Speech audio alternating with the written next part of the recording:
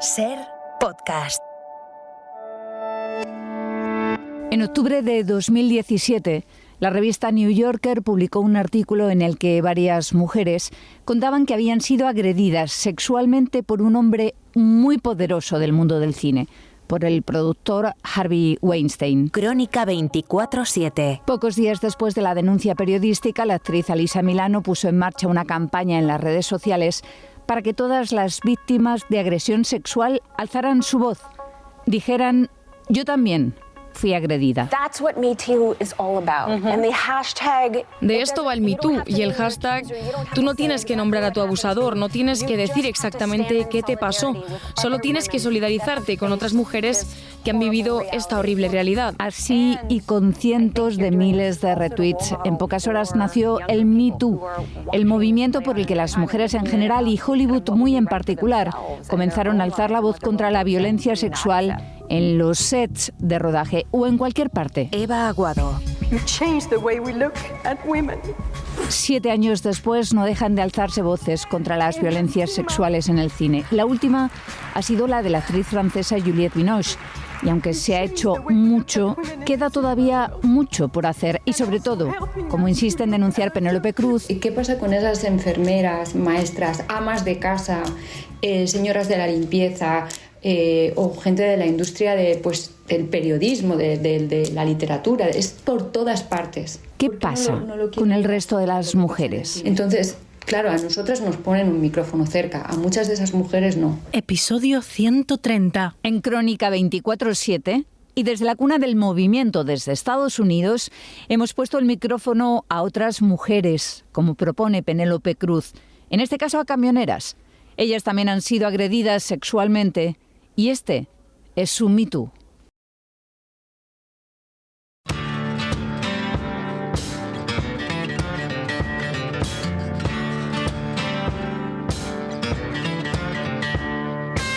The big problem is the training where they're requiring women to cohabitate in the truck. El principal problema son las clases, la formación en la que las mujeres tienen que convivir con un conductor en el camión. Es lo que llaman la prueba de la cama. Si no te acuestas conmigo, no apruebas. Simplemente diré que no sabes conducir. I'll just say you can't drive. En vez de irse a dormir, se quitó los pantalones, se quitó la camisa y yo estaba manejando y volteé y estaba en puro calzón. Y también empezaba a decir como cosas, pues a mí me gustaba el sexo. Y que si tenía novio, yo estaba manejando. There would be really long stretches on the highway where you have no contact with anyone. Hay tramos de autopista que se te hacen muy largos, en los que no tienes contacto con nadie y estás realmente sola. O aparcamientos que están completamente vacíos a altas horas de la noche sin apenas iluminación. Las otras mujeres que han gritado Me Too. Es un sector adaptado a los hombres, dominado por ellos, y donde desde hace años se ignora el abuso contra las mujeres. Por Sara Canals. Un abuso que está presente en todas las fases de la profesión, en los cursos de formación, durante las entregas de mercancía, en las áreas de servicio o, sin ir más lejos, dentro del propio camión. Nuestra protagonista se llama Laura Zúñiga y a ella, por ejemplo, no le hizo falta salir de su tráiler para ser acosada, aunque tampoco se imaginaba que algún día llegaría a ser camionera. Yo soy de Guadalajara, Jalisco, de México. Vine aquí a los Estados Unidos cuando tenía 5 años. Trabajaba en los campos, limpiaba casas con mamá. Me casé, tuve mis hijas, mi esposo me dejó. Divorciada y con 3 niñas, empieza a trabajar en una lavandería y allí hace su primera toma de contacto con el mundo del camión. Es 2020 y tiene 36 años. Y allí en la lavandería lavaba la ropa de gente que deja su ropa, especialmente traileros. Y cuando habían sus carteras para pagar, tenían un montón de cash. Conductores y también conductoras que la introducen en el sector. Laura aprueba su examen para llevar tráileres y con la esperanza de ganar más dinero empieza a trabajar en la empresa de transporte Eagle Truck Lines. Yo hacía las cargas. En un viaje voy a hacer como, 1,800 o a lo mejor 2,000. dólares. Allí conoce a Mandip, otro chofer de la empresa. Él le pide el teléfono, le empieza a enviar mensajes, pero cada vez son más recurrentes y más inapropiados. Me empezó a textear cosas que no eran del trabajo, pero después empezó a decirle, dile al patrón que quieres manejar conmigo. Así empezó. Hasta que un día su jefe le asigna a Mandip como copiloto para realizar una entrega de California a Florida. 2 días y medio de trayecto, juntos, sin parar en ningún hotel. El plan es hacer turnos para conducir y dormir en una litera instalada en la parte trasera del camión. Y en ese viaje es donde empezó todo. Yo estaba manejando. Él supuestamente quería que estaba durmiendo, pero no estaba durmiendo. Estaba como atrás de mí, como respirando aquí. Yo estaba pensando en el dinero, ¿verdad? Pues yo nomás lo estaba ignorando. Los comentarios, todo ignorando. Solo han pasado 3 horas desde que salieron de California. Tras una serie de comentarios incómodos, Mandip se quita los pantalones. Aún desde la parte trasera, empieza a tocarla y le ofrece dinero a cambio de sexo. Ella, mientras tanto, sigue conduciendo. Me estaba tocando la cabeza como perro, me estaba haciendo así. Pero sí, venía y me tocaba el brazo y nomás se paraba allí, pero en sus calzones. Laura no sabe qué hacer. Intenta acelerar para llamar la atención de la policía, sin suerte, y se plantea incluso aguantar despierta hasta llegar a Florida. Me empezó a dar sueño. Son 24 horas que estoy despierta. Entonces él dijo, si también te sientes cansada, vente para atrás. Pero yo tenía mi cobija. Así que Laura aparca el camión a un lado de la carretera, se mete en su cama a dormir y allí los abusos van a más. Puse mi alarma por 1 hora y media. Dije, nomás así. Entonces me acosté. Entonces ese muchacho se volteó y puso su mano así. Y yo le agarré su mano y le hice así. Mandip la penetra con los dedos y mientras le lame la cara, la toca y acaba eyaculando en sus piernas. Y la segunda vez ya no pude. Ya no me pude defender. Estaba delgadito, pero estaba fuerte. Y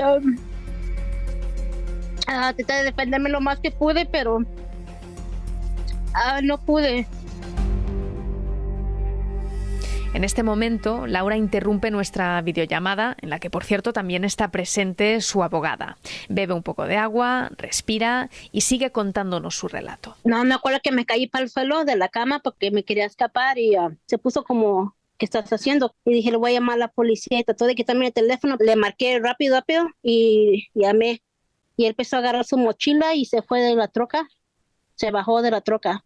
Llegaron varios policías y lo estaban buscando porque era como desierto, que dijeron al patrón que le llamara para que saliera de donde estaba escondido. Finalmente reaparece, pero una vez en comisaría determinan que no hay pruebas suficientes para presentar cargos contra él. Él les dijo que yo le pegué. Yo les dije a la policía que si yo le pegué fue por defenderme. No había evidencia, era mi palabra contra él, no sé, pero no le hicieron nada. Mandip regresó a casa sin apenas consecuencias. Mantuvo su trabajo en Eagle Truck Lines, que por otro lado nunca más contrató a Laura ni le pagaron por aquel trayecto. Ella denunció a la empresa, llegaron a un acuerdo económico para evitar ir a juicio, pero a los meses Eagle Truck Lines se declaró en bancarrota y Laura, a día de hoy, sigue esperando ese dinero. Yo siento que no soy la única y no soy la única. Le pasa esto a hombres como mujeres, nomás que ellos no hablan y les da vergüenza. Historias como esta llevan años ocurriendo, pero ahora poco a poco van saliendo a la luz. Una de las víctimas que más se ha movilizado para frenar estos abusos es la californiana Desiree, de unos 40 años. My name is Desiree Wood and I'm a truck driver. Me llamo Desiree Wood y soy camionera, sí. Empecé a conducir en 2007 y he recorrido más de 48 estados.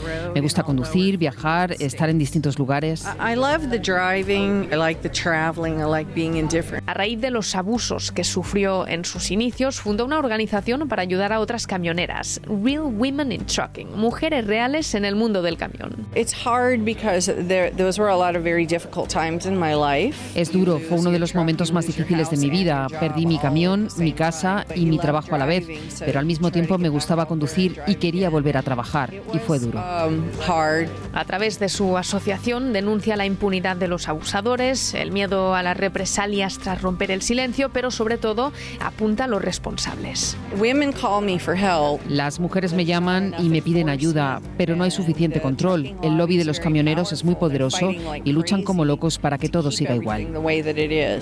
Y para ello buscan un perfil específico de conductores. Apuntan a los más vulnerables, inmigrantes, gente que no domina el idioma, exadictos, sin techo. Buscan a personas al margen de la sociedad. Y así, si te pasa algo, a nadie le importa. Nadie viene a por ti y nadie te echa en falta. Es intolerable. Y es que los abusos son uno de los muchos problemas de este sector. La explotación para reducir costes, los impagos, la falta de sindicatos o sencillamente la falta de baños. Me dan un vaso, porque en las compañías que vas a recoger te tienen 7, 8 horas así esperando, pero no tienen baños públicos y no te dejan usar el baño de adentro.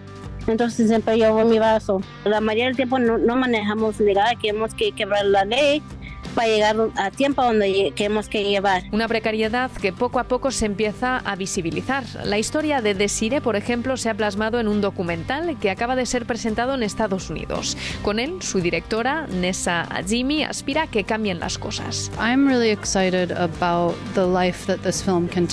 Estoy muy emocionada con la vida que esta película puede tomar a medida que recorra, ya sabes, todo el país, todo el mundo.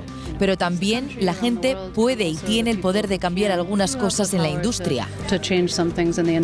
Historias y mujeres que empiezan a revolucionar este sector que hasta ahora ha sido muy ajeno al movimiento del Me Too. Crónica 24/7.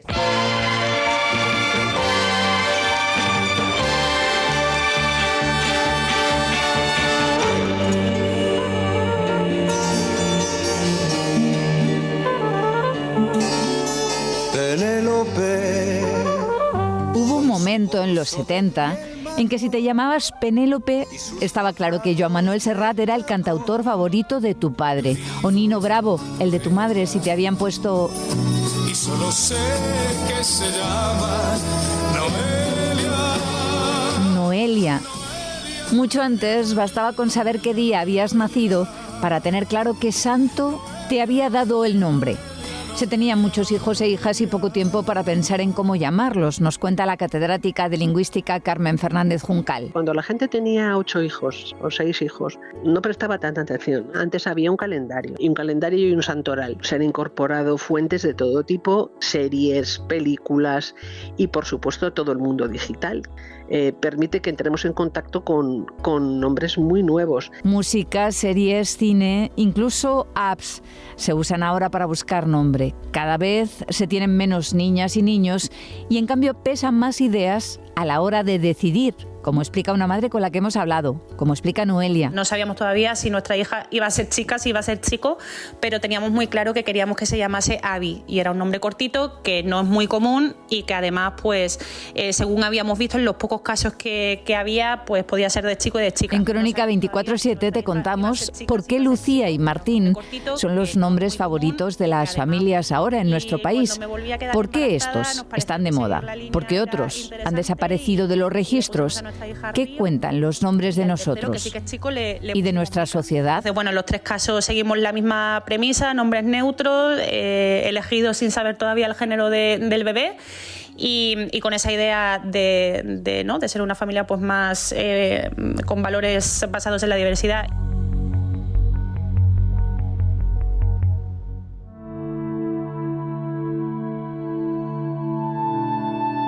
Todo lo que tu nombre dice de ti. A mí los nombres de mi familia siempre me han parecido normales, pero claro, hablando con gente me decían que no eran muy comunes y se quedaban como sorprendidos. Empezando por el de mi madre, Dolores Saturnina. Por Marina Fernández. También está mi tío Ceferino, que la gente le llamaba Felino porque no entendía bien el nombre y le llamaban como si fuera un gato.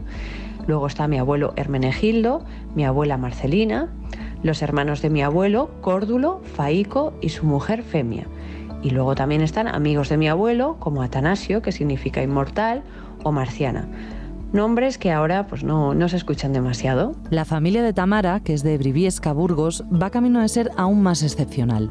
Si buscamos en la página del INE cuántos Ceferinos, Saturninas, Hermenegildos o Marcelinas han nacido desde 2020, no sale ni uno. La respuesta del buscador es que no existen o su frecuencia es inferior a 20. Nadie o casi nadie llama así a sus bebés. Bueno, hay nombres que sí que están relacionados con usos rurales, nombres como Policarpo o Patrocinio. Esos nombres están claramente en desuso y ya las personas que las tienen edades muy elevadas. Parece improbable que se recuperen a corto o medio plazo. O lo que es lo mismo, están en peligro de extinción. Carmen Fernández Juncal, catedrática de Lingüística de la Universidad de Salamanca, es especialista en socionomástica. Los nombres reflejan los cambios de todo tipo que vive una sociedad. Aquí en los 80, Mohamed y Cristian se cuelan entre los nombres más frecuentes. En España se notó muy claramente el paso del sistema dictatorial al sistema democrático. Hubo un cambio claro en los usos onomásticos. Reflejaban también, ¿no?, un cambio social. El rechazo hacia épocas pasadas tiene mucho que ver con que descartemos nombres como Felisa o Victorino. Nos suenan a una España que queremos superar. Hasta las abuelas prefieren que sus nietas no se llamen como ellas. Que a la madre, cuando íbamos a tener a Emma, le vacilábamos diciendo que a Emma le íbamos a poner Saturnina en honor a ella, y se cabreaba mucho. Nos lo cuenta Jero, el marido de Tamara. Estaban convencidos de que iban a tener un niño, así que cuando se enteraron de que era niña, no habían pensado nombres para ella. Lo de Saturnina era solo una broma, pero esto que nos cuenta Jero no. Hay hasta aplicaciones para elegir nombre. Bueno, tuvimos que improvisar e incluso nos bajamos una aplicación que te hacía como batallas de nombres. Tú llenabas como una base de datos con un montón de nombres que te gustaban y luego esa aplicación te hacía una competición entre esos nombres, ¿no? Y tú tenías que seleccionar entre parejas de nombres que te presentaba cuál de los dos te gustaba más hasta así llegar a un ganador. El nombre ganador fue Elsa, pero cuando empezábamos a comentárselo a todos nuestros conocidos nos decían que todo el mundo iba a pensar que lo habíamos hecho por la protagonista de Frozen y nosotros desconocíamos que la protagonista de Frozen se llamaba Elsa. Y por ahí no estaban dispuestos a pasar, aunque se inspiraron en otra ficción. Hubo un momento que me gustaba mucho el nombre de Laia, a mi mujer no tanto, mi mujer optaba por Olivia, que a mí no me gustaba y bueno, pues ante la imposibilidad de llegar a un acuerdo, optamos por Emma después de que mi mujer recordara el capítulo de Friends en el que Rachel y Ross tenían una hija y se llamaba Emma. Emma, tu nombre me pone en un dilema, porque no hay mucho que rime con Emma, aparte de Richard Crenna, que interpretaba al oficial al mando en Rambo. ¡Feliz cumpleaños, Emma! Así que Emma tiene una canción compuesta por Phoebe, un personaje que quizás nunca llegue a conocer si sus padres no le ponen esta serie. Igual que la abuela de Emma no querían ni oír hablar de que se llamara Saturnina como ella, a Yoli y David también los disuadió la familia de ponerle a su bebé uno de los nombres que barajaban. Y el otro nombre que barajamos, que era Aniceto, pero que con la oposición familiar pues obviamente lo descartamos enseguida. Y eligieron Darío, pensando, como Tamara y Jero para Emma, que era un nombre original. Pero eso no es más que una ilusión, explica Fernández Juncal. Tienen todos, la clara voluntad de que el nombre de su hijo sea único. Eligen un nombre que para ellos es, bueno, lo más original del mundo. Pero al final resulta que esa elección es el resultado de un caldo de cultivo previo que hay. Y eso hace que nombres que los padres eligen como muy originales se conviertan en nombres muy comunes dentro de la generación. Desde 2020 los nuevos Daríos suman más de 2.700, las Emmas superan las 6.000 y esta búsqueda de originalidad que ha desplazado al santoral afecta más a las niñas que a los niños. Las mujeres están mucho más afectadas por las modas que los hombres. Estamos en una sociedad todavía patriarcal. Entonces, la herencia, hay muchos más nombres heredados en los varones que en las mujeres. Antonio y Mari Carmen son los nombres más frecuentes en España, pero en lo que va de década han nacido más de 3.000 Antonios frente a 340 Mari Cármenes. Son 10 veces menos que Chloes, con más de 4.000 representantes y una ortografía que quizás no todo el mundo controle. Nacen tantos Juanes como Liams o Ethans. tantos Josés como Dylans, mientras que las nuevas Daenerys son 10 veces más que las Felisas y las Josefas o Franciscas no llegan a 80.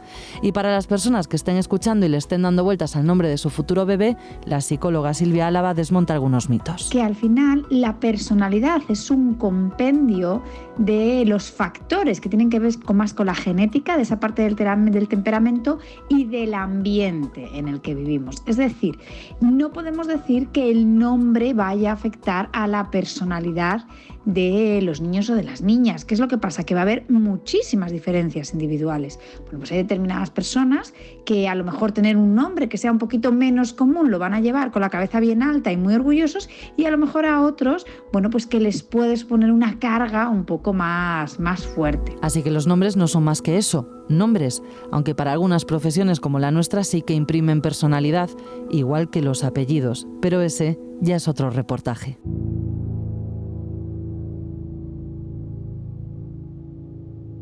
Crónica 24/7.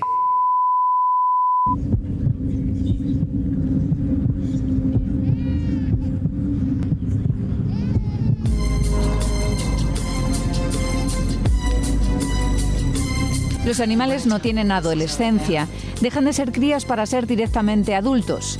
Sin embargo, los seres humanos preparamos nuestro cerebro entre los 10 y los 20 años para dejar atrás la infancia y llegar a la madurez. Así de especial es la adolescencia, una etapa de la vida propia solo de los seres humanos, llena de cambios físicos, hormonales, emocionales, llena de descubrimientos y en unos casos, más que en otros, llena de problemas. Lo que no lleva bien es el tratar con la gente. Es muy borde, muy contestona, muy de arranques, no es una cosa puntual, es la convivencia con ella. Es Nieves un carácter difícil. Y es la madre de un adolescente. Pues, chocamos. Pues me ponía a su altura. Que no quiere salir a bronca diaria con su hija. Es muy niño.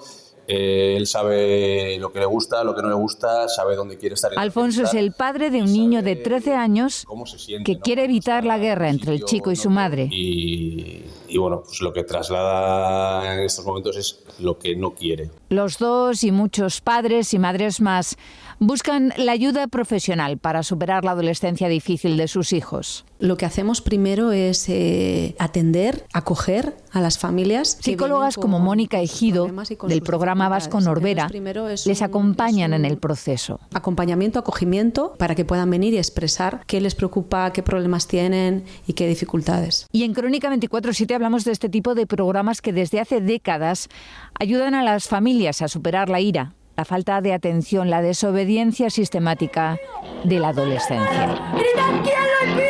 ¡Porque quién lo impide! ¡Nadie lo impide!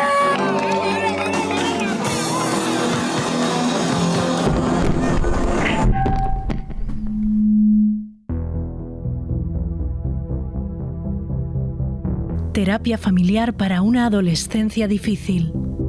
A mí se me hacía un mundo. A mí era, la convivencia era horrible. Yo hasta dejé de cenar con ellos porque era atacarme a mí. Si yo en la cena decía cualquier chorrada, una opinión, a por mí.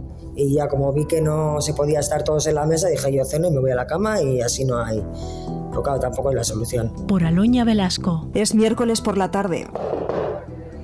Adelante. Hola. Buenas. Y Nieves acude a terapia. Hola, doña. ¿Qué tal? Buenas familias. ¿Qué tal estáis? ¿Cómo va la semana, no?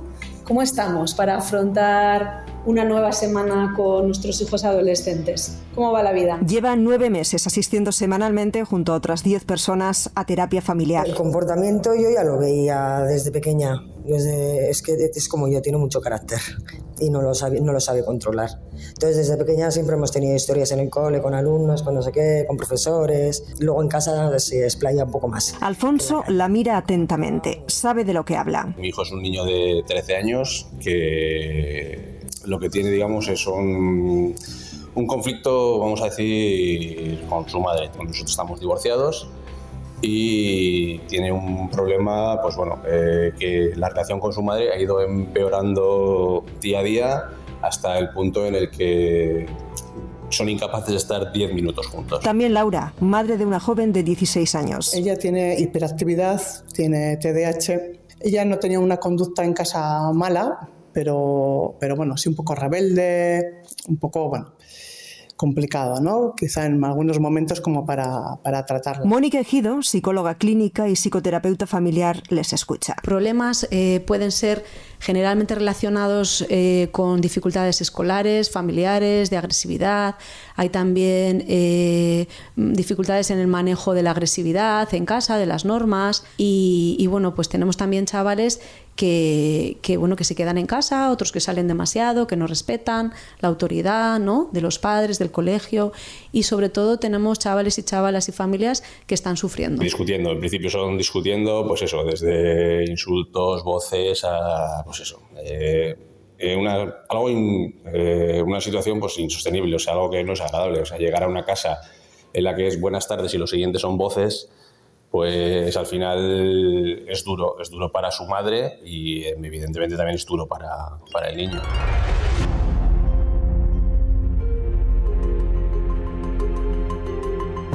Nos permiten acceder a una sesión de terapia grupal del programa Norbera, perteneciente a la Fundación Izan, en San Sebastián.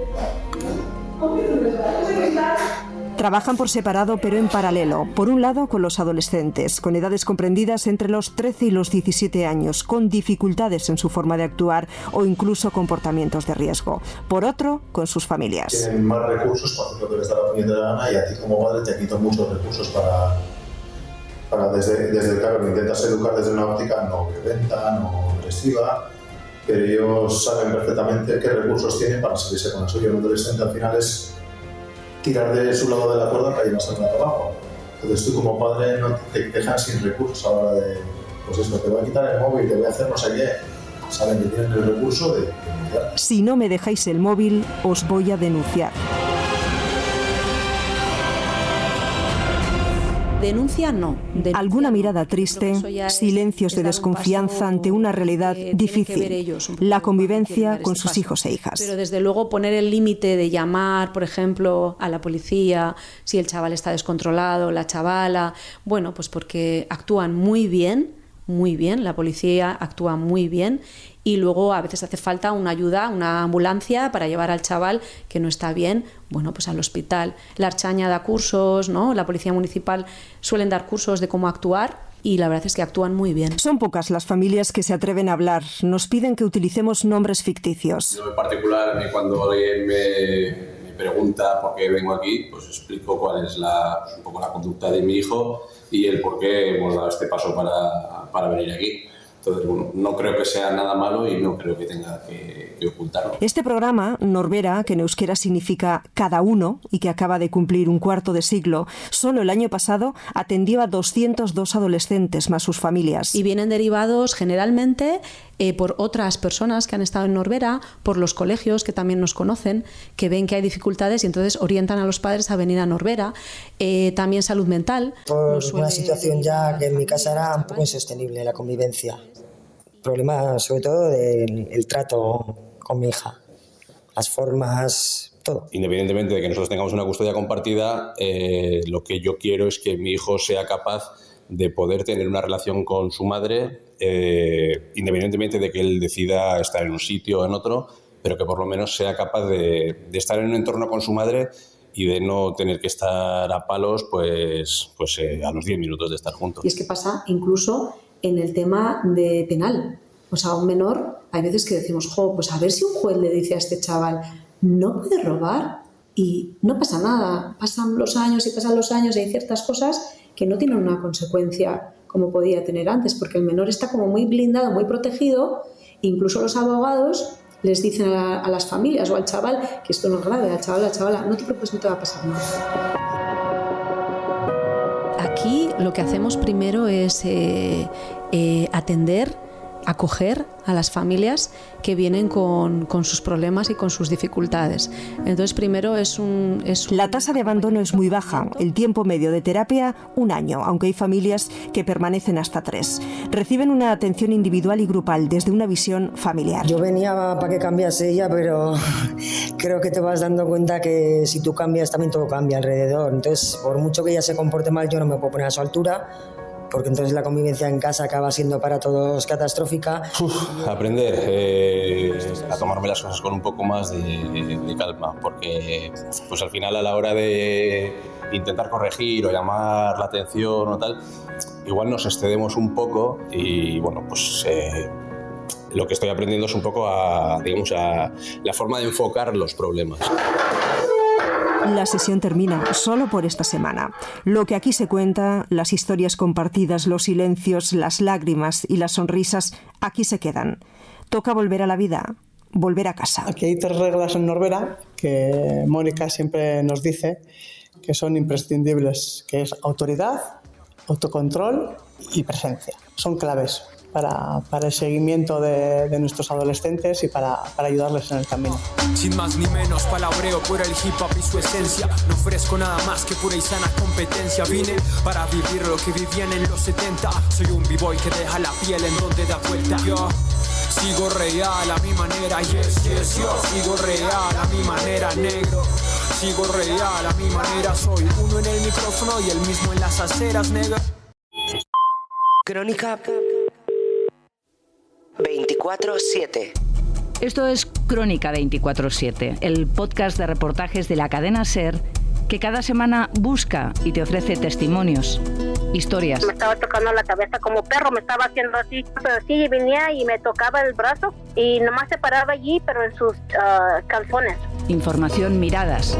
Que a la madre, cuando íbamos a tener a Emma, le vacilábamos diciendo que a Emma le íbamos a poner Saturnina en honor a ella y se cabreaba mucho. Crónica 24/7 es una producción de SER Podcast. Poner el límite de llamar, por ejemplo, a la policía si el chaval está descontrolado, la chavala.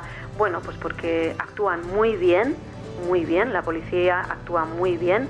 Y luego a veces hace falta una ayuda, una ambulancia para llevar al chaval que no está bien, bueno, pues al hospital. Dirección, Eva Aguado. Está en todas las plataformas. Suscríbete. Realización y diseño sonoro, Juan Aranaz. Disponible los sábados a las 10 de la mañana en la aplicación y la web de la cadena SER y en las principales plataformas.